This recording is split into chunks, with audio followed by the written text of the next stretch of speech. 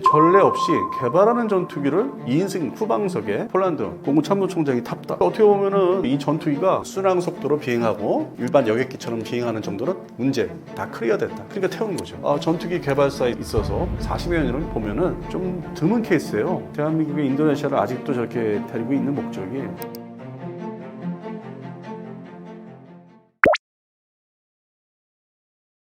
이게 지금 개발하는 KF-11이 개발 중인 전투기고 공식적으로 이제 개발이 완료가 아직 안 됐어요. 왜냐하면 막바지에는 이제 레이더도 테스트를 이제 무장하고 연동돼서 물론 이제 블록원은 공대공 미사일 중심이지만은 그것도 이제 면밀한 테스트를 거쳐야 되는데 일단 그 로드맵을 보면은 이제 양산으로 넘기는 시기가 이제 앞으로 향후 딱 1년 반 남았죠. 내년 이제 2026년 12월 말인데 아쉬운 거는 이제 대수가 제가 이제 방위사업청의 이제 사업 단장님하고 이제 얘기를 하면서 얘기를 이제 제시를 했어요. 단장님 이거 연말에 2대밖에 안 됐죠 했더니 아니 그 이상 될 수 있고 어떤 그게 아무래도 현업에 계시기 때문에 정확한 답변을 못 하시죠. 그것도 일종의 보안이라면 할 수 보안이니까. 근데 어쨌든 짐작되는 거는 이제 몇 대 안 되는 2대 정도 이렇게 생산할 수 있는 26년 12월 달에. 그러면 결국 원활하게 부대 편성을 하기 위해서 이제 만들어 놓고 있던 거를 완성하는 시기. 그다음에 테스트 비행 거쳐서 부대 인도하는 게 27년도 중반이라고 보셔야 돼요. 그러니까 아직도 시간은 많이 남았는데 그럼에도 불구하고 이게 전례 없이 개발하는 전투기를 2인승 후방석에 복자형이죠. 거기에 해외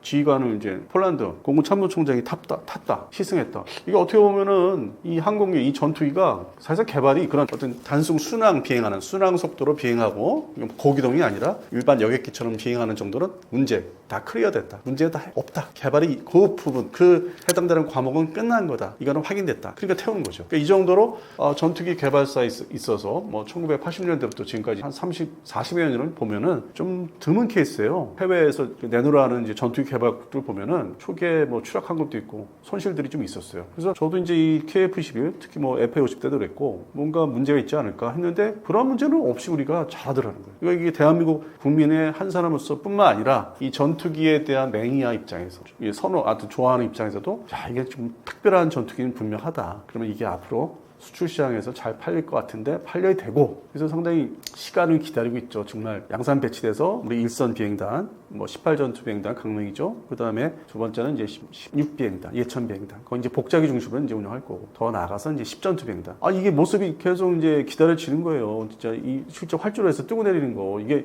여러 가지 모습을 보이거든요. 아주 흥미롭고 멋있고 사진 이제 촬영하는 입장에서는 되게 기다려지는 순간이겠죠. 지금 기지 주변에서 사진 촬영하다가 간첩으로 이제 걸리는 경우도 있는데 오인돼가지고 특히 이제 해외 사람들이 이제 그렇게 하니까 그런 면에서는 이게 상당히 아주 매끄럽고 순조롭고 잘 되고 있는 사업이기 때문에 당연히 이제 이게 문제가 없으니까 태웠겠죠. 이게 자칫하면은 이게 추락할 수도 있는 거잖아요. 아주 최악의 상황은 이 날아다니는 쇳덩어리가 날아다니는 건데 복합 소재도 있지만은 그런 측면에서는 뭔가 자기들이 다 확인이 끝났기 때문에 그 해외 이제 오신 분 손님이죠. 해당되는 나라 폴란드 공군 참모총장을 태울 수 있었다는 거. 근데 그 전에 대한민국 공군 참모총장이 먼저 탔으니까 그때도 사실 그땐 처음이니까 더 놀랐죠. 우리 참모총장이 이런 개발 전투기를 탄다고? 근데 이제 여러 차례 과정들이 있어서 무사히 지나고 나니까 확실히 뭔가 다 끝났다. 순항 비행할 때는 문제가 전혀 없는 게 다 100% 확인됐으니까 태우는 거죠. 그래서 그런 측면에서는 해외에서 바라보는 입장에서는 이거 향후에 블록2 더 나가서 이제 스텔스까지 개발되면은 이거 사야 되겠네. 후보로 이제 점 찍어놔야 되겠네. 그런 나라들이 많을 거예요. 미국과 연계돼서 대한민국과 관계가 그런 면에서 친서방 국가이자 회색 국가이면서도 친서방 그런 나라들이 이제 이거를 눈여겨보고 있는 거죠. 그동안에 이제 중국제 전투기가 이제 형편없다고 생각했다가 인도 파키스탄전에서 자기들 나름대로 성과를 거두니까 그 옛날에 중국제가 아니었다. 그걸 얘기하듯이. 그럼 반대로 그러면 이렇게 발전하는 전투기 개발국이 있으면은 인정받고 반대로 전통적인 전투기 개발국 러시아가 이제 한물 가고 있습니다. 말로는 이제 SU-57 스텔스 전투기가 있는데 대량 양산에 아직 들어가지 않았기 때문에 사실 이제 그 평가차가 될 수밖에 없는 거예요. 전쟁을 하고 있지만 그러니까 중국제 전투기하고 이제 이게 이렇게 평가해보니까 비교해보니까 전에는 이랬는데 이런 상황인데 지금 이렇게 돼버렸죠. 올라가고 있죠. 중국제가 러시아제로 대신하는 시장에서도. 그 다음에 서유럽제 전투기 3대 전투기 유로파이터, 라팔, 그리펜이 있는데 그 수준에 앞서려고 하는 게 대한민국의 KF-11이 이제 시간이 지나면 우리도 올라가는 거죠. 어차피 라팔이나 유로파이터, 그리펜은 먼저 개발을 했기 때문에 과거에 그 안에서도 4.5세대 안에서도 선배가 되기 때문에 옛날 거.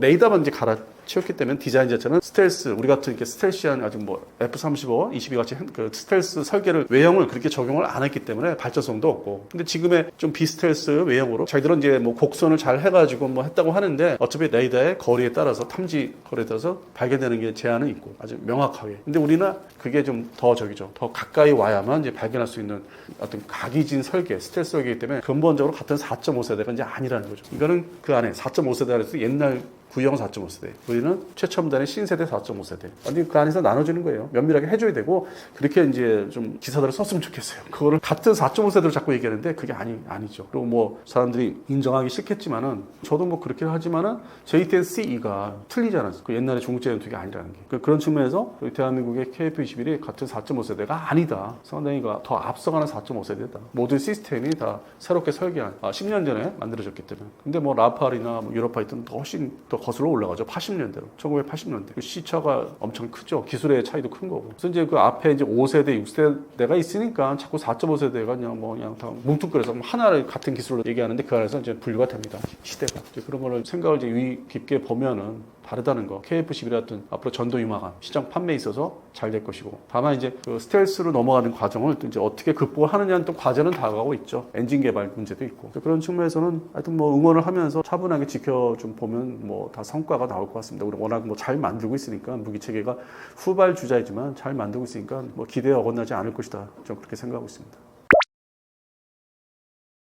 KF-21이 KF-X 시절에 소위 이제 관련 기관들이나 공군에서 이제 합참 이거를 해야 됩니다, 개발해야 됩니다, 발전했을 때 대상. 그러면 기존의 대한민국 공군에 어떤 그 전투기를 대체하려고 이제 사업을 하느냐? 마치 FA-52, F5 계열을 대체한다는 이제 어떤 목표를 설정해서 발전했듯이 나왔듯이 그 당시에는 이제 F-16 플러스였어요. 성능을 기존에 나와 있는 시장에 나와 있는 F-16보다 좀 더 좋은. 그래서 플러스라는 게 붙었는데 지금은 얘기를 안 하고 있죠. 5세대를 지향하고 있기 때문에 거꾸로 흘러가서 뭐 4세대 전투기보다 좀 좋은, 물론 이제 플러스가 붙으면 4.5세대인데 굳이 그것들은 이제 옛날같이 얘기는 안 하고 있고 생산 이제 앞두고 있기 때문에. 그래서 이제 시장에 또 나가보면은 이제 그걸 또 이제 과거의 역사라든지 이게 왜 이렇게 돼서 나왔는지 그걸 다 들여다보거든요. 해당 도입 예정국들은. 그러면 이제 딱 보면은 이제 말 그대로 취지. F-16에 이제 세대가 있죠. 70년대 말에 등장한 1세대가 있고, 그 다음에 90년대부터 본격 등장한 블록 50 이상, 50이나 그거에 2세대 F-16이 있고, 지금의 블록 70이라고 하는 거는 이제 3세대. A사레이더를 바꿔치웠으니까 3세대로. 그래서 그 시장 중에서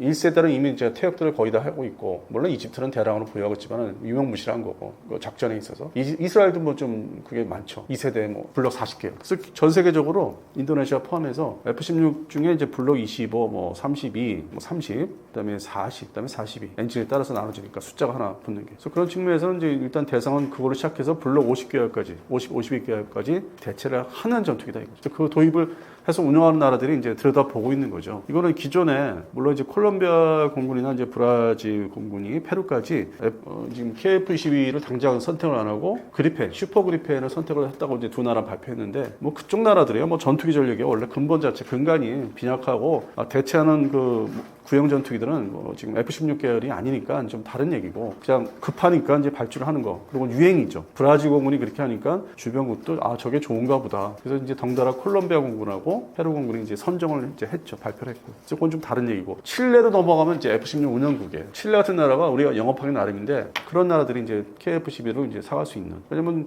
칠레가 이제 미국하고나 영국하고 친한데, 그렇다고 해서 뭐 F-35를 줘야 되는 이유가 없죠. 그 남미 끝단에 F-35를 주는 건 과다한 전력 증강이죠. 쓸 데도 없고. 기껏해야 그쪽에 이제 아르헨티나가 옛날에 속속의 포클랜드 전쟁처럼 이제 그런 우발적인 그런 거 대비하는 전력이기 때문에. 그다음에 남극. 지금은 맨날 북극만 얘기하는데, 북극 항로만 얘기하는데 남극 중요합니다. 그래서 그거를 이제 평상시에 어떤 대리로 관리하게 하는 거, 무기를 줘서 대리를 관리하는 게 그러한 나라 중에 칠레가 들어가요. 브라질도 들어가고. 요즘에 또 이제 미국과의 관계 개선 때문에 이제 아르헨티나도 이제 구형 F-16 이제 주기 시작하지만 연말에 그 목적이 남극 관리입니다. 자꾸 북극들만 얘기하는데 나 참 그것도 좀 이해가 안 되는 게, 남극은 그럼 뭐 필요 없는 그 극지점인가? 그래서 이제 그런 측면에서 그 정도 수준의 어떤 가상 적국이 나타날 것 대비해서 군사력이 이제 현대화되는데, 그래서 차후에 이제 칠레 정도로 생각할 수 있고, 그리고 이제 중동 시장에서 F-35는 이제 끝끝내 팔지 않는 그런 대상국들은 유사한 전투기. 근데 이제 미국제가 아닌, 대신 만들게 해서 팔게 하면은 어떤 전력 증강은 되고, 제가 직접적인 그것도 신경 쓸 일이 없는 거. 뭐 이스라엘만 줘야 되니까 F-35는. 이제 그런 나라들이 지금의 서방 측 전투기를 막 사 모으고 있는 지금의 중동 지역 국가들. 그리고 이제 북아프리카에서 이제 친미 국가로 분리되는 뭐 모로코, 튀니지, 그다음에 이제 이집트는 이제 왔다 갔다 하지만은 뭐 섞어서 쓰니까 전투기를 이집트도 대상이 되고 이제 그런 나라를 이제 목표로 하고 있고 유럽은 글쎄 저 두고 봐야 돼요. 유럽도 뭐 하여튼 뭐 복잡해요. 전투기 사는 게 선정하는 게. 그래서 거기는 뭐 선뜻 뭐 폴란드 말고는 폴란드로 F-16 운영하니까 이제 충분히 가능성이 있기 때문에 이렇게 초청을 해서 보여주고 태워진 거고. 그래서 유럽보다는 오히려 중동 국가들이 동남아시아하고 판매가 가능성이 있겠다. 그런 측면에서는 F-16을 대체하는 목적으로 일단 발제가 될 것이다. 인도네시아 포함해서. 인도네시아도 F-16은 KF-11로 딱 대체하는 게 맞아요. 그들도 그걸 알고 있습니다. 근데 뭐 자꾸 무슨 TRK 칸 얘기하는데 그건 이제 뭐 그 이름 자체가 5세대 전투기라 해서 나왔기 때문에 그거와는 별개로 지금 우리는 아직은 4.5세대로 이렇게 명제 제목이 돼 있으니까 일단 발표 계약을 했다고 하는데 그건 언제든지 파기할 수 있는 거고 뭐 돈을 바로 주는 것도 아닐 거고 트리케 칸이 지금 초기 개발 초기 단계고 앞으로도 얼마든지 우리한테 했듯이 번복을 할 수 있기 때문에 대한민국의 KF-11을 뭐 거의 헐값에 아니면 군사원조식으로 좀 받아내려나 좀 잘못된 그 생각을 하고 있는 것 같습니다. 그래서 아직은 그 KF-11 시장에 대한 인도네시아 것도 그렇고 아직 시간은 남아 있는 것 같고 그들이 어떻게 이제 하는지 더 두고 봐야 되고 최종적으로 먼저 우리가 뭐 엎어버릴 수는 없는 거고 그래서 전 세계적으로 이 KF-11 시장은 이제 F-16 전투기를 대체하는 용도로서는 좀 풍부하게 좀 숫자를 생산할 수 있지 않을까. 그리고 이제 그 다음에 이제 KF-21 EX라고 하는 뭐 블록 3라고 하는 그거는 또 이제 새로운 이제 과제이고 문제이고 그 부분에서는 또 어떻게 또 후속으로 판매를 할지 지금부터 이제 생각을 좀 많이 좀 면밀하게 해야 되는 그런 상황입니다. 여튼 뭐 앞서 말씀드린 대로 거의 뭐 제대로 받지 못하고 있는 상황이 결론이 났는데 6천억만 뭐 내겠다고 이것도 얼마든지 번복할 수 있겠죠. 인도네시아 공군이 없는 돈에 뭐 이 물건 저 물건 다 만져보는 모양새를 갖추는데 결국에는 튀르키예 칸도 만만치 않고 이게 금전적으로 따지면은 뭐 튀르키예도 뭐 이렇게 풍족한 나라도 아니고 결국에는 이제 이게 KF-11에 48대 가져가는 문제가 계속 속을 새기면서 복잡하게 흘러갈 거는 맞아요. 근데 결국에는 이게 찔끔찔끔한 그런 말 있지 않습니까? 조금 이렇게 찔끔찔끔 그렇게 해서 가져는 갈 것 같아요. 근데 우리가 이득을 본다기보다는 최초의 확정된 수출국이기 때문에 우리가 내치질 못하는 거예요. 인도네시아가 사가고 있다, 만들고 있다, 면허 생산을 이제 할 테니까 단순한 그런 측면의 홍보 효과를 이제 노리고 꼭 참고 있는 거죠. 대외적으로 인도네시아하고는 보통 전투기 공동 개발이라는 게 이렇게 돈 문제가 있으면은 서로 헤어지고 파기되는 경우가 많거든요. 특히 최근에 프랑스가 지금 F카스 그거 지금 흔들리고 있거든요. 여러 가지 시끄럽게 얘기 나오지 않습니까? 근데 전통적으로 프랑스의 다소사, 전투기 제작사인 다소사가 그런 모습을 이제 여러 차례 보여줬죠. 라팔 때. 특히 라팔 때 많이 보여줬기 때문에 이번에 F카스라는 것도 파리 에어쇼를 이제 6월달에 했었는데 부각도 안 됐어요 전혀. 그리고 되게 시끄러운 소리, 이거 불협화음, 흩어지고 헤어진다. 그 뉴스만 나왔죠. 그래서 이게 쉽지가 않다는 거죠. 이게 전투기 공동 개발해서 같이 끌고 간다는 게. 근데 대한민국의 인도네시아를 아직도 저렇게 데리고 있는 목적이 수출 시장에서의 네임밸, 그러니까 홍보성. 어쨌든 간에 속사정은 복잡한데 인도네시아가 결국에는 가져가서 면허 생산을 이제 한다. 우리한테 컴포넌트 형식으로 받아서. 그거를 이득이라고 생각하고 지금 데리고 있는 것 같습니다. 결국 내쫓지 못하는 게 전투기 공동 개발의 어떤 문제점들은 전 세계 역사적으로 많았기 때문에 그래서 그거 하나 때문에 제가 볼 때는 그런 면에서 그 다음에 이제 그게 안정화되면은 폴란드의 수출이 이제 진입할 수 있으니까 뭐 블록 2 이상이라든지 그래서 또 필리핀 문제도 있고 필리핀도 뭐 지금 MRF 사업을 하고 있는데 그들이 뭐 현재 지정하고 있는 그 전투기 MRF 사업을 다 그걸로 도배할 것 같지는 않고 한편으로는 지금 현재 우리 대한민국 방산 업체 육해공 방산업체들하고 또 긴밀한 협조를 하고 있기 때문에 그다음에 이제 어떤 전략적인 문제 미국을 중심으로 한 동북아에서 원 시어터 문제에서 되레 우리나라를 걱정해주는 입장이고 최근에 이제 필리핀 국방장관이 그렇게 했거든요. 우리 입장을 이해를 하면서 이제 뭐 회의에서 같이 국방장관 만나가지고 싱가포르에서 뭐 우리를 되레 걱정해주고 원 시어터에 대해서는 이제 뭐 이렇게 빠져도 뭐 속사정이 나름대로 한국이 있다 한반도에서 북한 때문에 그래서 그런 측면에서 이제 필리핀이 우리 입장을 많이 방산에서도 많이 이해를 해주고 사가려고 하는 게 상당히 우호적이다. 그래서 그런 측면에서 인도네시아를 내쫓는다는 게 결과적으로 후속 발주, 도입국들의 이어지는 면에서는 좋은 건 아니다. 내쫓는 거는. 그래서 저거를 금전적인 면에서는 이득을 못 보는 것 같아요. 그거는 분명한 것 같아요. 근데 나머지 수출국에서 이득을 또 봐야 되니까 이익을 봐야 되기 때문에 그런 측면에서는 지금 참고 있는 것 같습니다. 이게 좋은 뜻으로 말씀드린 건 아니고 인도네시아가 워낙 뭐 국방비가 자기들 사야 될 물건 많고 욕심은 많은데 특히 전투기에서 그런 측면에서 우리가 좀 불협화음이 현재 유지는 되고 있는 거죠. 근데 내쫓지는 않았어요. 그런 건 없어. 그럼 거꾸로 이제 이걸 보고 우리가 인내심을 보여주니까 거꾸로 달려와서 자기들이 선심 쓰는 게 기존에 KT-1 훈련기 사갔죠. 그거 업그레이드 해달라. 그러니까 돈은 주겠다. 그 다음에 이제 뭐 FA-50도 뭐 지금 T-50 형태로 가져간 거를 뭐 무장화 시키겠다. 개량 사업들. 그래서 좀 뭔가 좀 혼재돼 있고 혼합돼 있어서 그냥 감정적으로만 이게 또 대할 수 없는 거고 참 복잡해요. 이 인도네시아 공군 문제가 우리하고 이 카이하고 그 기존에 판매한 그 항공기, 군용기에 대한 또 후속 군수 지원도 있고 해서 일단은 이게 딱 뭐 물을 자르듯이 이제 감정적으로 이제 저도 뭐 얼마 전에 뭐 몇 달 전에 얘기했는데 그 후속 뉴스를 보면 좀 또 참아야 되나? 근데 하여튼 더 이상의 손해를 보면 안 되는데 참 미묘한 갈등 속에 있는 거죠. 현재도 지속되는 거죠. 현재 폴란드의 사례가 이제 대표적인데 F-50을 이제 기존의 GF 버전을 우리 공군에서 가져갈 기체를 넘겨주고 했는데 이게 기체만 일단 가다 보니까 보조 연료 탱크하고 무장을 별도로 같이 패키지로 안 했던 것 같아요. 일단은 이제 F-50의 어떤 기체만 12대가 가 있고 이제 비행을 하는데 시뮬레이터 문제도 있고 다 완성이 돼야 되는데 그 교육 훈련. 근데 그다음에 이제 문제가 이제 무장 문제. 여기에 맞춰서 무장이 패키지가 뭐 미국을 통해서 이제 미국한테 사야 되는데 그게 이제 뭐 원활하게 안 되고 물론 이제 인티그레이션 문제가 또 이제 기다리고 있기 때문에 두 가지 문제가 이제 이렇게 겹칠려 버렸죠. 그래서 현재 가지고 있는 F-50 GF 버전에 대한 운영이 좀 애매하게 되고 현지 언론에서는 이제 뭐 군사 전문 매체라든지 좀 비판, 좀 비난을 하는 기사가 많이 나왔는데 결과적으로 이제 그거에 자극이 돼서 대한민국 공군에서 이제 보관하고 있는 예를 들어서 뭐 AIM-9P4 버전 이거 좀 옛날 그 사이드와인더죠. 팬텀 전투기가 이제 작년에 퇴역하면서 그 해당되는 그 배정된 무장들을 보관을 따로 하고 있어요. 유사시 대비해서. 그래서 그 부분을 우리가 이제 뭐 빌려준다든지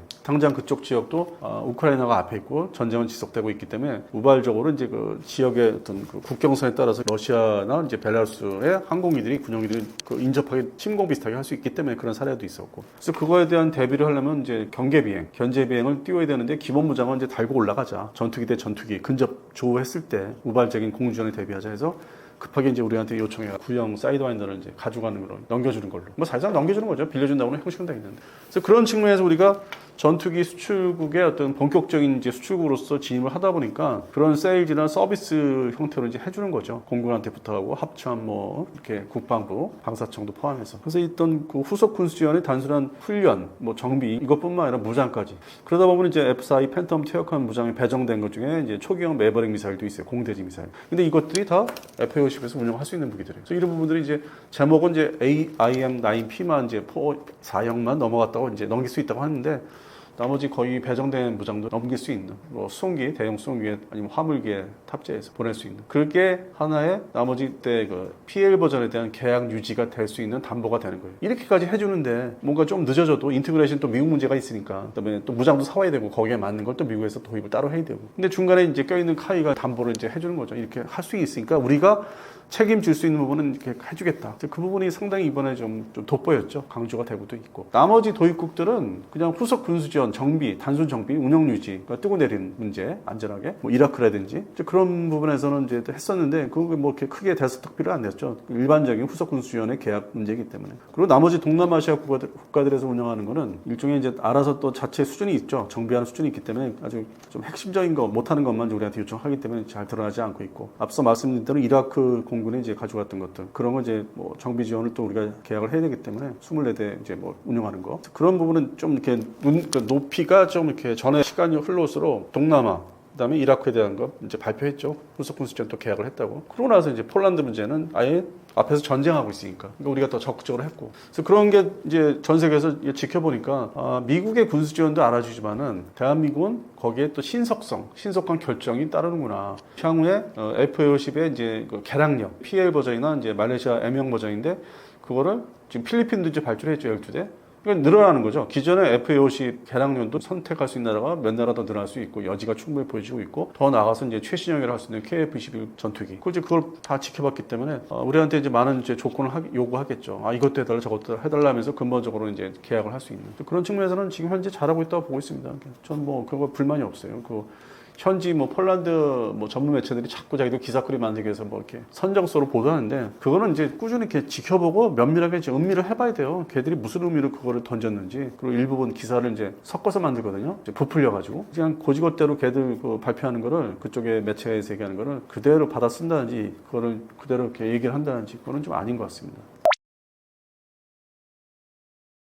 대한민국의 어떤 그 방산 강국이 이제 되기 시작했는데 단계별로 이제 좀 분류를 해야 됩니다. 지금 현재 장비들이 나오기까지는 뭐 과거 20년 전에 이제 개발이 이제 본격화돼서 수출 시장에서 활성화되고 인기도 좋고 그래서 20년 전에 어떤 그런 과정이 있었고 또 그 전에는 대한민국이 미국 중심의 전투기나 그 기존에 있는 전투기나 이제 자주포를 면허 생산 전차 포함해서 그러면서 이제 그랬던 시절이 있고 더 올라가면은 1975년 기준으로 해서 최초의 이제 방산은 이제 대한민국 방산을 시작을 해야 되겠죠. 되겠다. 근데 그 배경에는 역시 근본적으로 지금의 어떤 동북아 상황이나 그때나 크게 아주 본질적인 게 변화가 없었습니다. 지금의 어떤 뭐 러시아, 소련에서 러시아로 주저앉았지만 이제 전쟁을 또 하고 있고 중공에서 중국으로 바뀐 나라가 계속 끊임없이 대만을 이제 침공을 해야 되는 목표를 두고 있고 북한은 또 말할 것도 없고. 그래서 이게 역사적으로 과거로 거슬러 올라가도 근본적인 본질은 이제 동일하기 때문에 1975년부터 어떤 환경, 그때도 주한미군 문제가 아주 심각했거든요. 지금의 이제 주한미군 문제 얘기 나오듯이 항상 철수라는 단어가 나오고 있고, 그래서 이제 그런 게 이제 거슬러 거꾸로 가면 갈수록 무기, 국산 무기에 대한 이제 염원이 있었죠. 그래서 지금은 이제 사실상 한 뭐 70% 이상의 국산 무기라 할 수 있습니다. 왜냐하면은 FA50 같은 건 엔진은 또 미국제고 KF11도 역시 아직은 이제 미국제 엔진을 사용하고 있기 때문에 전반적인 국산화의 K 방산의 그런 비율을 보면은 아직도 이제 갈 길이 멀다. 그래서 그렇게 이제 뭐 과정이 있고, 또 현재 7월 현재 미국과의 관계, 주한미군 문제가 또 다시 이제 불거지고 있고, 그다음은 이제 우리가 또 한 단계 더 도약을 해야 되는 지금 이제 시기에 와 있고, 새로운 행정부나 정부나 또 국민들도 뭐 옛날보다는 충격이 덜하지만 이 근본적인 문제를 어떻게 이거를 해결할 건지, 이 동북아에서 주변국을 상대로, 북한을 상대로, 그리고 더 나아가서 이제 미국과의 관계를 어떻게 재정립을 해야 되는지 상당히 또 어려운 이제 숙제를 맞이했고, 하여튼 뭐 근본적인 본질은 바뀐 게 없다. 그래서 참 답답하고 뭔가 이제 안타까운데, 지금 우리 방산 시작이 된 1975년, 그다음에 이제 면허 생산 중심의 85년 이후, 그다음에 지금 더 이렇게 성숙돼서 공동 개발의 뭐 95년 이후, 그리고 이제 수출 시장에 이제 나가기 위해서 개발하는 2005년 이후, 그리고 현재 2025년. 10년 단위로 보면은 그래도 옛날보다는 좀 완화된, 고민의 어떤 높이가, 속상하고 고민하고 어떤 해법을 찾기가 어려운 그 높이가 옛날보다 좀 내려앉은 게 다행인 거죠. 근데 제가 어렸을 때부터 이제 마주했던 우리 대한민국의 한반도에서 어디 방위, 국가를 이제 존속을 시킬 수 있는 군사력 발전, 그리고 주한미군이 이제 있다 없다의 문제는 뭐 그대로 내려오더라. 그래서 그런 측면에서는 또다시 하여튼 또 새로운 또 도약의 시기를 지금 맞이하고 있습니다.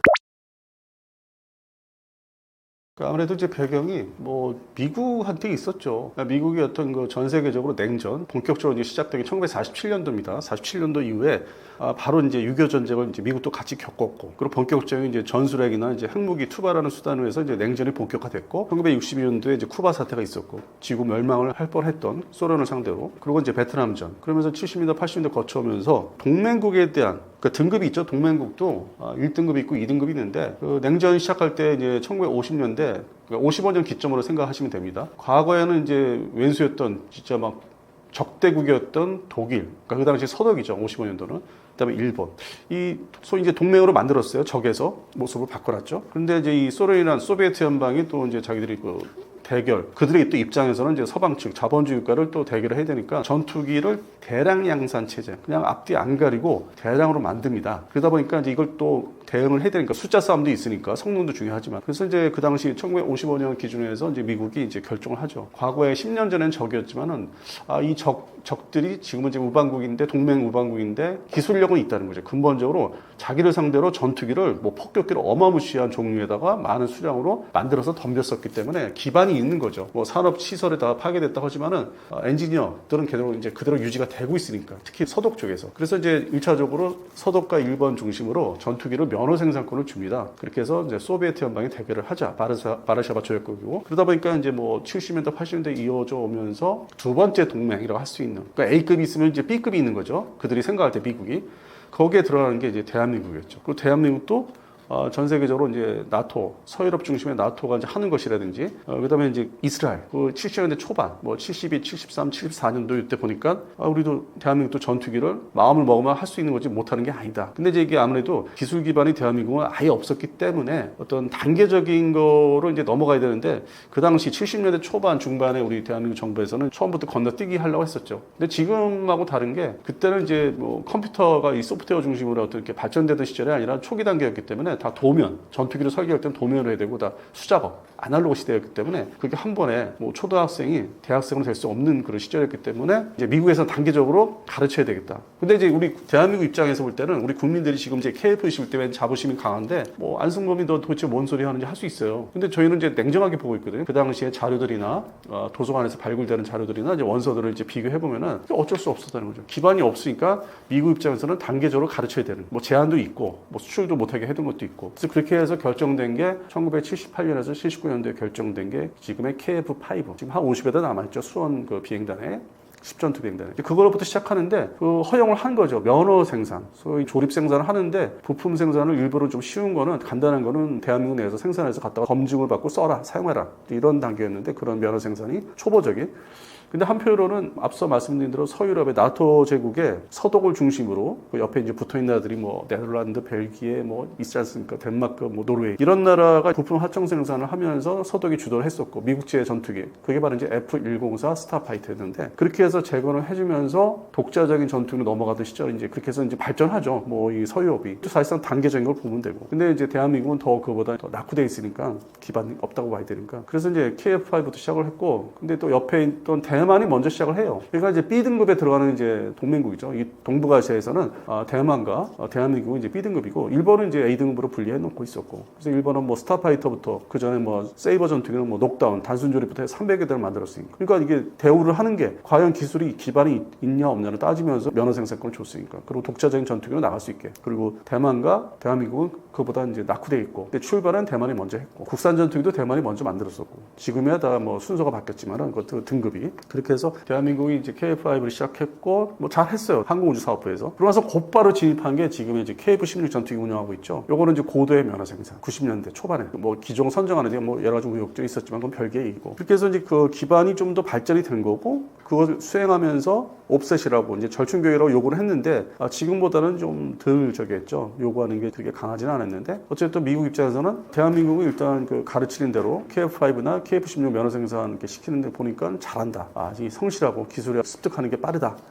그러면은 이 대한민국에서 요구하고 또 자기들이 생각할 때 경전투기 시장, 경전투기에 대한 F5 계열에 대한 뭔가 잠재적으로 미래에 대한 대체를 좀 같이 해야 되겠다 해서 공동 개발한 게 지금의 이제 T50, F50이에요. 근데 이것도 잘했어요. 잘하고 이 기술이 이제 첨단 기술이라는 게 소위 소프트웨어, 컴퓨터에 또 설계하는 CAD, CAM이라든지 여러 가지 기반 기술이 이제 발전하면서 우리가 2000년대 초반부터 뭐 한 2001년, 2년부터 급속도로 이제 발전하죠. 그때는 이제 T50이 거의 개발이 이제 어느 정도 좀 진행되고 있었고, 그다음에 F50도 이제 전투기, 경전투기까지 이제 바로 진입할 수 있었고. 그래서 그러던 시절에 2000년대 초반에 모든 환경과 여건, 그다음에 우리의 어떤 습득된 기술, 확보된 기술이 발전을 했기 때문에 발전을 많이 했기 때문에 우리가 지금의 KF-10으로 만들 수 있었는데 미국은 여러 가지 이제 자기들의 어떤 그 동맹 관리하는 장치를 만들어 놓은 게 엔진이죠. 우리도 엔진은 뭐 지금 뭐 손도 댈 수 없는 상황인데 지금 현재로는 지금까지는 그러한 어떤 뭐 부분적인 거를 이제 다 미국에서 판단하고 서로 이제 협의하에 이거는 70% 이상은 네가 할 수 있어. 근데 엔진은 내가 맡을게. 이렇게 된 거죠. 서로 합의도 됐고. 10년 전에 2015년도에는 엔진은 사실 생각을 못 하던 시절이었으니까 국산 엔진은 기반도 없고 그러던 이제 과정도 있었기 때문에 지금 이제 또 새로운 이제 과도기에 접어들었죠. 나머지 기술이라는 게 전투기를 프랑스의 라팔 사례를 제가 자주 얘기하는데 그 정도로 되려면 결국 엔진이 이제 들어와야 되는데 그건 이제부터 기술은 이제 쌓아야 되고 이제 그러면서 이게 이제 어느 정도 문제가 없이 FA50이나 KF-10이 이제 쭉 이어왔기 때문에 수출 시장에서 이게 받아들여지는 거예요. 이 FA50도 상당히 가성비가 좋고 그런 이러한 전투기를 만든 나라이기 때문에 그리고 뒤에는 그 이제 엔진 그 공급국이 미국의 아주 뭐 유명한 제너럴 일렉트릭이고 이제 그런 게 딱 맞아 떨어지니까 한국산 전투기 미래 이제 KF-11까지 이거 쓸만하다. 그리고 생산 그 속도가 상당히 좀 성실하게 빨리 만든다. 우리나라가 보통 한 전투기 한 대 만드는데 비행까지 시키고 테스트 비행까지 시키면 한 1년 만에서 2년 잡으면 되니까 중간에 파업을 한다든지 이런 문제가 없으니까. 그러니까 계약을 하면 조달이 중간에 뭐 공급망이 이제 뭐 좀 속세인 거 아니고서는 빨리 조립을 하기 때문에 시험 비행도 빨리 하고. 그러니까 이제 이런 부분에서 이제 믿을만 하고 역사 이게 발전되어 온 역사가 차분히 차근차근 해온 것도 있고 실력이 그러니까 허점이 없는 거죠. 어떤 예를 들어서 인도 같은 나라 그런 수준이 아니기 때문에 인도는 여러 가지 문제가 많지 않습니까? 1964년도에 최초의 자기들의 작업산 전투기가 있었는데 불구하고 여러 부분에서는 이제 우리한테 상당히 이제 후발 주자한테 밀리고 있죠. 뭐 이렇다 할 성과가 지금 없기 때문에 기껏해야 떼저스라는 전투기 하나 있는데 뭐 그거는 전 세계적 시장에 수출 시장에서 알아주지 않는 경전투기로 이제 전락했고 그래서 그런 측면에서는 결국 이제 우리 기반 대한민국 경제 발전 뭐 70년대부터 그게 다 결부가 되는 거죠. 관련된 기술이라든지 수출에 대한 그 어떤 성실성 뭐 그런 게 다 이제 뭉쳐져 가지고 대한민국 제품 군사 무기라면 또 이제 이게 새로운 인정이 이제 되고 있는 진입하고 있는 그래서 저는 이제 전망은 전투기 분야에서 좋다고 봅니다. 다만 다른 무기 체계 해상 수중 전차 중심의 지상 무기가 이제 이게 어떻게 될지는 좀 뭐 2030년대 좀 그거는 알 수가 없는데 일단 전투기 분야는 전 세계적으로 계속 가져가야 되는 무기지 않습니까? 드론 세상이라고 하지만은 높은 고도에서 작전하고 이번에 이제 이란 공습할 때 이스라엘군이 사용한 전투기들이 가성비, 효용성, 일회용 무기가 아니라는 거. 그래서 전투기 시장은 계속 발전할 것이고 우리가 또 거기에 이제 뒤늦게나마 본격적으로 진입할 수 있게 해주는 게 KF-21. 전망은 좋다고 보고 있습니다. 근데 나머지 전차 분야는 폴란드에 집중돼 있을 수밖에 없고 그 폴란드 물량을 다 소화를 하면은 그 부분은 좀 걱정은 돼요. 이게 눈에 좀 보이는 게 있기 때문에. 그래서 이제 그러다 보니까 해당 가는 이제 제작업체 현대로템에서는 하나는 뭐 무인화, 하나는 개량, 뭐 하나는 신규 개발. 그래서 이제 프로젝트가 가동은 되고 있는데 새로운 제품에 대한 그런 문제 때문에 K2 전차가 지금의 폴란드 말고는 뭐 상당히 뭐 많이 팔리겠느냐 이제 걱정과 우려가 있기 때문에 2030년대를 대비하는 준비를 하고 있습니다. 근데 지금만큼 돈을 많이 벌 수 있는 게 시기가 그러니까 지금 이제 그래프가 2017년 이후에 이렇게 이제 머물러 있다가 현대로템 말씀드린 거예요. 이렇게 하다가 지금 폴란드 러우 전쟁이죠. 2022년 여름부터 이게 이제 올라가는 거죠. 회사도 살아나고 그 효과를 이제 돈이 들어오기 시작하고 어쨌든 간에 빚도 갚고 그게 이제 본격적으로 된 게 작년 말 2024년 12월부터 그리고 이제 여기에다가 이제 더 이렇게 그래프가 올라가 해주려면은 2차 계약이 돼야 되는 건데 그게 원래 뭐 상반기에 된다고 했다가 아무래도 뭐 여러 가지 우리 내부 사정 우리나라 이제 정부에 이제 교체가 되고 하는 것 때문에 그런 문제에서 일부러 발표를 좀 늦춘 거라 좀 보고 있어요. 새로운 정부에서 발표하려고. 그래서 이제 미미한 게 있죠 사실은. 그리고 7월 초순에 이제서야 발표를 이제 합의를 끝냈다. 이제 이렇게 사인만 하면 된다. 현재 7월 이제 중순에서 말로 접어드는데 그런 측면이 존재하기 때문에 이 전투기 수출과는 이 전차는 가까운 미래를 봤을 때는 좀 이렇게 좀 바뀌지 않을까. 그 수주액이 이 카이의 전투기 쪽은 앞으로 늘어난다면은 좀 이쪽은 좀 이렇게 조금 감소되지 않을까. 2030년대를 기점으로. 그래서 전 전투기 수출은 유망하다고 지금 보고는 있습니다.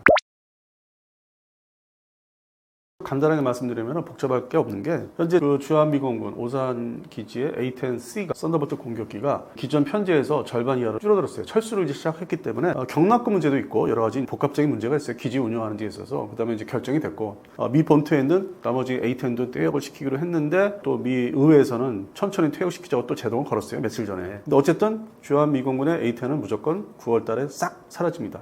한반도에 대한민국에 1982년에 본격적으로 배치가 됐는데 그로부터 뭐 40여 년이 지났죠. 그래서 이제 A-10C가 빠지면 이 공백, 이 전력, 이건 공격기이기 때문에 전투기가 아니라 지상 공격. 지상으로 내려오는 이제 뭐 여러 가지 뭐 전차나 기동 화력들을 이제 잡기 위해서 이제 그동안 40여 년 동안 이제 유지를 했었고 붙박이처럼. 그러면 이제 그 중간에 2013년에 우리가 전력화시킨 대한민국 공군이 FA-50 사실상 역할을 이어받습니다. 왜냐면 FA-50 그러니까 지상 공격에 특화된 거예요. DMZ 전후방에만 특화돼서 사람들이 이제 오해를 하는 게 방공 전투에 투입을 한다든지 이 전투기 가지고 동해안에 들어오는 러시아 폭격기 물론 이제 폭격기의 속도가 느리니까 전력이 부족하면 이제 막을 수 있어요. 근데 주된 목적은 이제 그건 아니고 DMZ 앞쪽과 이 사이를 이 페바라고 하는 사이를 이제 1단계 페바를 이제 내려오는 저지 역할, 공격기 역할을 이제 이어받은 거예요. 사실상 이번에. 그러니까 그 전에 대한민국 공군의 F-50을 이제 넣을 수 있게끔 카이가 이제 생산을 했죠. 공동 개발 미국하고 이게 배경에는 이제 그런 측면이 있는 거죠. 지상 공격에 좀 더 특화된 공격기를 이제 갖게 한 거고 A-10은 이제 어차피 옛날에 거슬러 올라가도 2020년대에는 퇴역을 이제 앞두고 있었기 때문에 그 어떤 로드맵을 보면은 현대화 그래서 거기에 맞게 이제 국산 그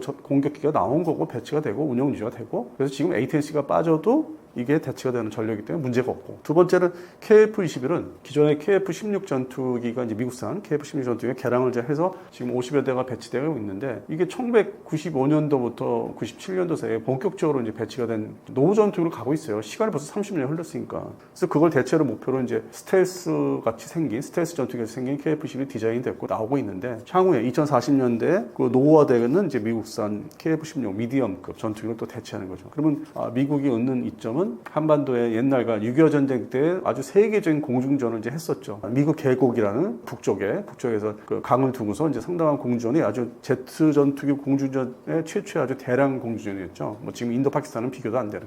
그래서 그런 과거가 있기 때문에 근본적인 게 이게 뿌리가 있기 때문에 대한민국 공군을 질과 양에서 발전을 시켜야 돼야만 자기들이 다른 데 전념할 수 있는 지금 말하는 이제 지금 양안 사태 동북아에서 중국군이 대만을 침공했을 때 알아서 자체적으로 이쪽에서 한반도에서 공중전을 수행을 하려면은 그 자체 공군력 대한민국 공군력을 이제 발전을 시켜줘야 되는 것도 있었고 여러 가지 목적이 있죠. 그리고 많이 부합이 됐고 이거는 이제 독자 개발이지만 또 엔진 공급사는 이제 미국에 있고 미국 회사고 서로 이제 얽혀 있는 거죠 아직은. 그래서 그런 측면에서는 이제 독립적인 것보다는 서로 상호 보완적인 측면에서 KF-21이 앞으로 서해안에서 이번에 이제 인도 파키스탄 공중전에서 나온 것처럼 장거리 미사일 자기들 영공에서 자국의 영공에서 미사일 발사에도 격추할 수 있다는 그런 실전 사례가 나왔기 때문에 그런 측면에서는 이제 KF-21 역할을 해주는 거죠. 그래서 더 나아가서는 FA-50과 이제 KF-21이 이제 120대 양산이 이제 끝내서 완전 전력화가 되면은 그때는 이제 JTN-C가 또 뭐 개량을 할 수도 있어요. 뭐 JTN 뭐 D라든지 그래서 발전이 나올 수 있는데 현재의 JTN-C를 기준으로 하면은 충분히 대응이 되는 거기에 미디엄급 전투기들의 어떤 서해안에서 가까운 서해안에서 북경과 수도권하고 가깝습니다. 뭐 이 전투기 천음석 속도로 날아가면 뭐 10분 거리면 서로 만날 수 있다고 하는데 그래서 이게 대비가 뭐 되는 거죠. 미국은 엔진을 제공함으로 인해서 어떤 독자적인 전투를 이스라엘 공군처럼 이제 할 수 있는 거죠. 그리고 상황에 따라서는 이제 미 본토에 있는 폭격기가 한반도에 이제 지원을 할 수 있는 거고 뭐 지금 같은 어떤 전반적인 전력 지원은 아닐 거예요. 왜냐면 지금 대만 양안 사태는 계속 지속될 거기 때문에 거기에 전력을 집중하고 훈련을 집중하다 보면은 한반도는 진짜 책임제로서 그러니까 옛날보다 높이가 낮은 이렇게 좀 밑으로 내려가는 독자적으로 해야 되는 숙제가 더 늘어나는 거죠. 근데 미국은 사실 2005년도 그러니까 20년 전인데 제 기억 속에 있고 자료 속에 있는 건데 이미 그때부터 임무 이양이라는 거를 종류별로 광역별로 이제 만들어서 시켰죠. 근데 지금은 더 높은 전투기 어떤 그 서해안에서 전투 그 주변국하고 그것까지 상정을 이제 하고 있는 것 같습니다. 그래서 KF-21의 역할은 이제 상당히 중요한 이제 역할을 갖고 간다, 시작됐다 이제 그렇게 보고 있습니다. 이게 또 이제 완전히 언론사들의 책임이 참 내가 여러 방송에서 자꾸 이제 얘기해서 듣기 거북하신 분도 있는 걸 알겠는데 이게 언론의 문제예요. 국내 언론이. 그러니까 외신들을 갖다가 쓸 때, 추려서 쓸 때 정확한 이제 팩트 중심으로 하면 좋은데 아무래도 여건이 이제 우리 기자분들이 여러 가지 일을 맡아서 하다 보니까 비전문적인 분들이 이제 하다 보면은 이제 이런 얘기가 나오는 거죠.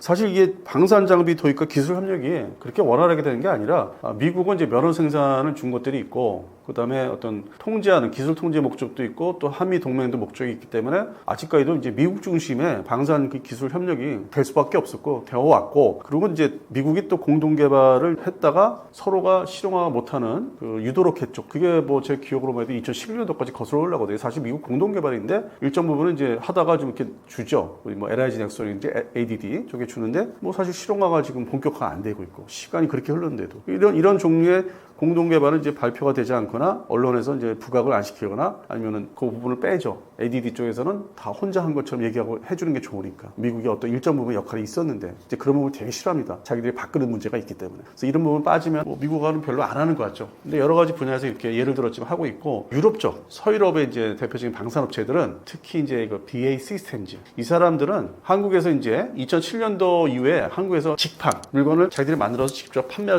종류가 줄어들어요. 그 전에는 이제 면허 생산도 많았고 뭐 여러 종류가 이제 회사들이 뭐 여러 가지 매입을 하면서 흡수려 들어와서 2007년도 기준만 해도 한국에 한 50개 품목을 관리하는 그렇게 해서 한국에 들어와 있었는데 그게 이제 대박 나는 품목들은 아니었어요. 그러니까 올망졸망 조금씩 그래서 그걸 다 뭉쳐서 한국 지사가 겨우 숨을 쉬고 영업 활동을 하는 간접적으로 본사에 이제 통제를 받으면서. 근데 지금은 더 없는 거예요. 그래서 얼마 전에 이번 겨울이었는데 산업경제 쪽에 출입하는 기자분들을 이제 중심으로 해서 서울지사 크지도 않아요. 서울지사 돈벌이가 옛날 같지 않으니까 거기서 이제 불러다 놓고 조그만 방에 회의실에서 이제 얘기를 했는데 알고 보니까 우리가 이제 무인화 AI하고 무인화 이 무기책이 앞으로 나와야 될 그 드론도 그렇고 이거를 이제 소프트웨어 측면에서 접목해서 테스트하고 발전을 시켜야 되는데 아직은 우리가 그 부분이 이렇게 아주 활성화되거나 실용화된 게 상당히 적기 때문에 아주 좀 초기 단계이기 때문에 그 부분에 그 기술을 팔겠다. 와서 컨설턴트를 해서 이렇게 만드는 거 이렇게 만드는 거고 이 소프트웨어는 이렇게 만드는 거다고 그 기술료 컨설턴트비를 이제 받기 위한 물론 이제 비싼 거예요 그 비용도. 그래서 그 부분을 이제 좀 고차원 고도화시키는 적이죠. 협력이죠. 조건은 돈을 달라. 돈을 주면 해주겠다. 그런 조건으로 그 고도화된 이제 기술을 이제 돈을 받고 팔겠다. 이렇게 이제 접근을 하는데, 현재 뭐 이제 애매한 게 BA 시스템즈가 좀 그런 면이 있고, 우리 그 여러 가지 무기 체계, 대한민국 무기 체계가 실전 배치된 것 중에서도 이제 앞으로 2030년대를 바라보고 무인화시킬 게 많아요. 지금 뭐 K1 저처도 무인화시키려고 하고 있기 때문에 그러한 기술들을 완성되는 기술, 완성시킬 수 있는 기술을 우리가 아직 거기까지 접근이 안 됐기 때문에 그 부분에 이제 돈을 받고 이제 기술을 제휴하고 판매하겠다. 그렇게 접근하고 있어요. 그다음에 롤스로이스는 이제 일반 기사가 났지만은 역시 그 엔진 부분에 대해서 기존 그 엔진을 기술을 주겠다. 뭐 그것만 해도 우리는 대단한 거니까. 근데 돈을 좀 많이 타오. 그리고 손잡는 회사는 기존에 우리가 알고 있는 회사가 아니더라고요. 제가 어저께 간단히 취재를 했는데 그게 우리 소위 알고 있는 세미나도 하고 뭐 신문기사 많이 냈지 않습니까? 그 회사가 아니에요. 넘버 2, 두 번째 회사예요. 그러니까 H 회사가 아니라 D 쪽 회사예요. 그래서 그것도 지금 판도가 좀 이상하게 흘러가고 있고 뭐 나쁜 쪽으로 말씀드린 건 아니고 거의 해당되는 이제 영국 회사 롤스로이스 물론 다국적 기업인데 주도하는 거 지금 한국에 제안한 거는 이제 영국 본사를 둔 롤스로이스사, 미국 회사가 아니라 미국에도 있어요. 회사가 같은 롤스로이스가. 그래서 이제 그쪽에서 다 기술료죠. 고도화된 거. 그러니까 우리가 보는 완성된 제품을 뭐 판매를 하러 오는 거는 이제 그 시대는 지났고 내부에 들어가는 부품이었는데 또 지금은 거기에 컴퓨터 계통, 그다음에 뭐 소재, 열에 견디는 소재, 그다음에 터빈 블레이드 같은 아주 세밀한 분야. 그래서 말이 뭐 기술 협력이지 돈 받고 팔겠다. 그 전에는 90년대 특히 2000년대 사이에 미국이 대테러 전쟁에 온 힘을 기울이고 있을 때 이 서유럽의 대표적인 방산업체들이 미국이 이제 이렇게 느슨한 통제 시절이 이제 있었죠. 오바마 정권 때 특히 심했는데 일기 때 그때 중국을 상대로 많이 돈 받고 판 게 많아요. 지금의 중국 무기 체계가 옛날같이 아주 그 옛날같이 러시아 계통이 아니에요. 그 디자인이나 뭐 성능이 혼합된 거예요. 러시아 기술 기반으로 자기들 기술도 들어갔고 서유럽에서 받아온 기술 이게 다 혼합됐고 자세히 보시면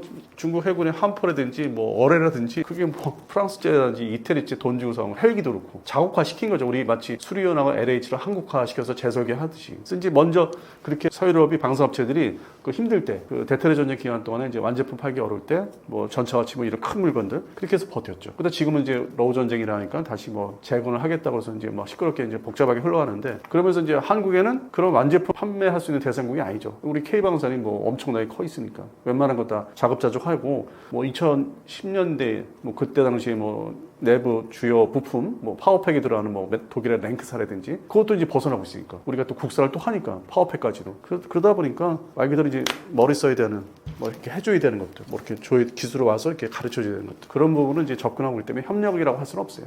판매를 하러 오는 거지. 새로운 측면에서. 오히려 협력이라는 거는 좋든 싫든 미국에서 어떤 그 협력 관계, 이제 뭐 절충격 문제가 있는데 그것도 이제 미국도 이제 트럼프 정부가 이제 들어서고 나서 그동안 이제 뭐 트럼프 정부 전까지 바이든 때까지는 절충격을 이제 뭐 상당히 적극적으로 해줬는데 나름대로 성의 있게. 그것도 자기들이 이제 어떤 관세 이런 관련된 무역의 적자의 하나의 원인이 된다 싶으니까 좀 그거는 이제 단속을 하는 편이 시작을 했죠. 하는 편인데 지금의 서유럽 업체들이 BAE 시스템즈 같이 노골적으로 뭐 기술을 팔 테니까 돈 주세요. 요거하고는 조금 아직까지는 온도 차이는 있죠. 그래서 저는 개인적으로 아직 미국의 어떤 기술 협력 관계는 좀 유지가 되고 있고 물론 이제 1975년 이후에 대한민국 방산 제품 초기 방산 제품들이 다 사실 그런 식으로 했기 때문에 근데 그걸 너무 국방과학연구소 중심의 홍보 때문에 다 가려져 있어요. 항상 미국 놈들은 나쁜 놈들이고 그런 측면에서도 뺏어 먹기만 했다. 근데 그렇지는 않습니다. 그 여러 가지 가능문들을 좀 골고루 이렇게 입수해서 관심 있는 분들이 입수해서 이제 보면은 이거는 아니었네 그런 게 많아요. 가려져 있죠. 그러니까 100% 미국이 우리를 통제했다. 그거는 이제 아닌 것 같고 지금 이제 밝혀지고는 있죠. 초기 국방 K방산이 시작이라는 게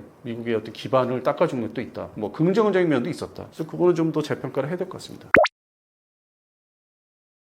자, 여기까지 좀 길게 말씀드렸는데 역시 K방산은 계속 이렇게 좀 조마조마한 면이 없잖아요. 중간중간에 해당되는 도입국에서 방해하는 그 언론들, 해당되는 전문 언론들이라고 하죠. 그게 이제 좀 거슬려요. 저도 이렇게 접했을 때 우리는 열심히 잘하고 있는데 우리 방산업체들이 그렇게 허술한 업체들이 아닙니다. 그동안에 고생해온 것도 많고 항상 접하고 만나니까 그들의 어떤 노력과 노고가 상당히 많은데 도입국에서는 어떻게든지 좀 트집을 잡아서 자기들이 좀 우세하게 앞서가는 협상력을 가지려고 근데 그거를 그대 국내 이제 어떤 거르지 않고 평가하지 않고 퍼오는 자체 그거는 좀 불만이 많습니다. 그래서 좀 보수적으로 바라봐야 되지 않을까. 우리 국내 한국의 방산업체 입장에서 좀 그런 내용들을 좀 많이 이렇게 댓글로 달아주시면 좋겠어요. 비판을 좀 자제하시고 실수하는 거는 없잖아요. 있는데 내수 우리 국방부 상대로 이제 하다 보니까 뭔가 행정 절차가 늦어진다, 잘못 실수를 한다든지 그런 건 이제 중간중간에 있는데 그건 어차피 감사를 받는다든지 그래서 그런 걸 통해서 걸러지고 또 조심을 이제 앞으로도 하니까 그래서 국내 방산업체를 좀 많이 좀 격려를 해주십사 지금보다 더 그래야만 2030년대 K방산의 어떤 새로운 그 시대가 오지 않을까. 지금은 이제 사실 이제 최초 단계이기 때문에 2022년 여름 이후로 그래서 이제 방산업체들이 좀 이렇게 나름대로 10대 방산업체가 좀 안정화 단계에 올라서긴 했어요. 근데 이거를 2030년대에도 이어지기 위해서는 어떤 국민들의 이거를 이제 바라보는 국민들의 좋은 평가들을 많이 해주셔야만 그래서 발전이 되지 않을까 싶습니다.